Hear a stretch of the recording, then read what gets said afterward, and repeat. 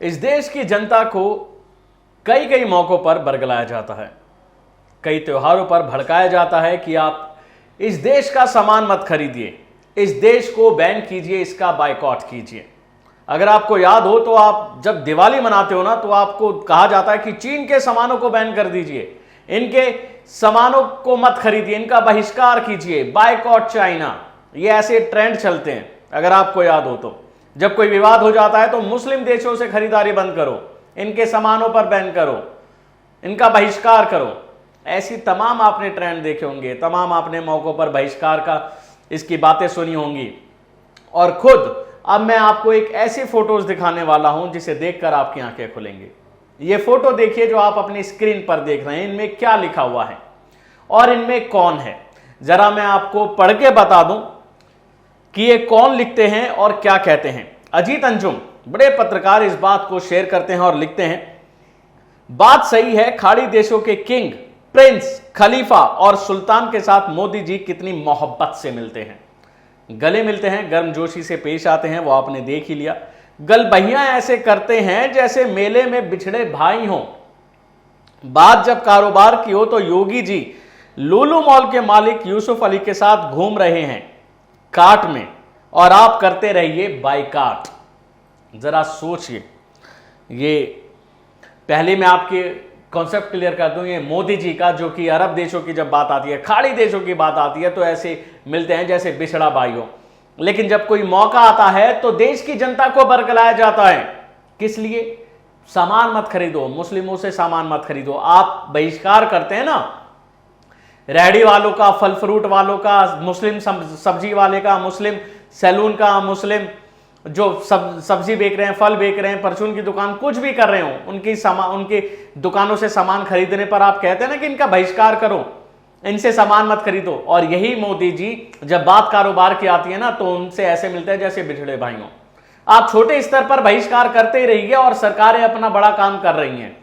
वहीं दूसरी तस्वीर में आपको दिखाता हूं, यूपी में सबसे ज्यादा जो मामले देखने में आते हैं, मुस्लिम से खरीदारी मत करो, चूड़ी वालों पर बैन लगाओ, सब्जी वालों पर बैन लगाओ, टोपी वालों से फल मत खरीदो। योगी जी लुलु मॉल के उद्घाटन पर पहुंचे हैं और इस लुलु मॉल के मालिक हैं अली साहब, जो कि मुस्लिम हैं, और इनके साथ यूसुफ अली का नाम है और कार में घूमते हुए दिख रहे हैं। कौन? उत्तर प्रदेश के मुख्यमंत्री योगी आदित्यनाथ, जो एक मुस्लिम के मॉल में पहुंचे हैं उनका उद्घाटन करने, शुरुआत करने लुलु मॉल का।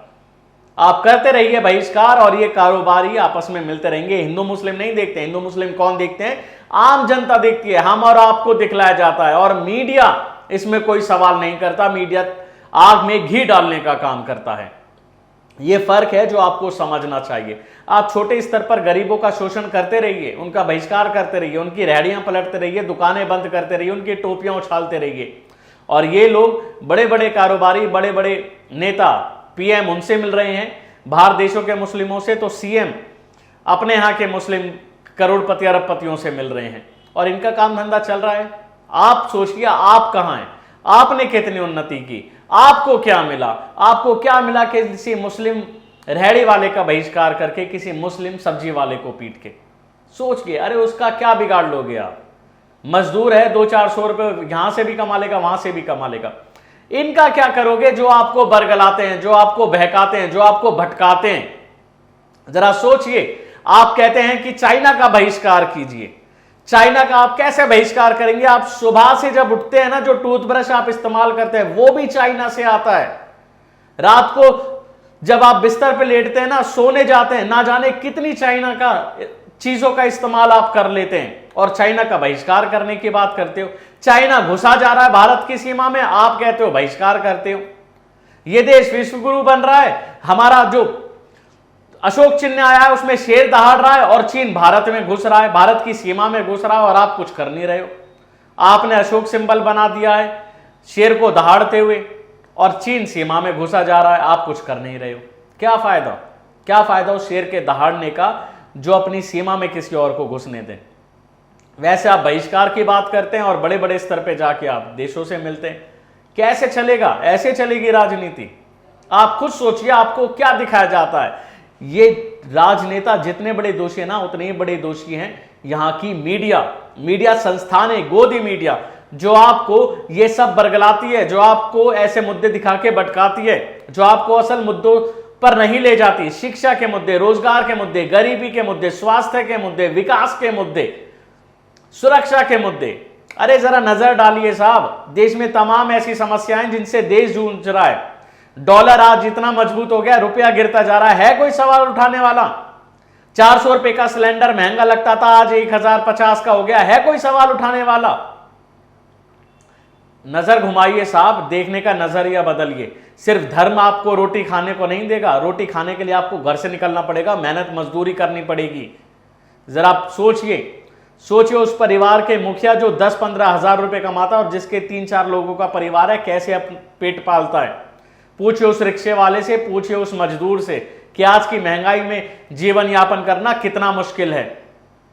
सोचिए, सोच का नजरिया बदलिए और इन नेताओं की असलियत पहचानिए, इनके भड़कावे में मत जाइए। ये वीडियो केवल इसलिए बनाया ताकि आपको जागरूकता मिले, आप जागरूक हों और इस वीडियो को ज्यादा से ज्यादा शेयर करिए ताकि लोगों की सोच बदल सके, लोगों की मानसिकता बदल सके।